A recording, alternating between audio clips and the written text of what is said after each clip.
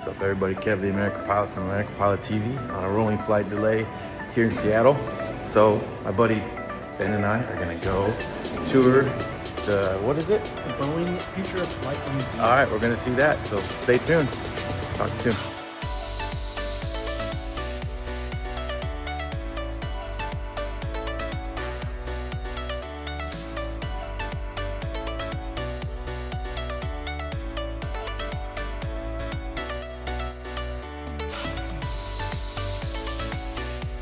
So we're not sure why, but the delay is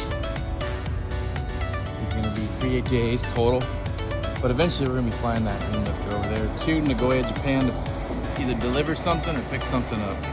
This is Painfield. Where the factory is. Off in the distance. Beautiful Mount Rainier. Tallest mountain in the Cascades.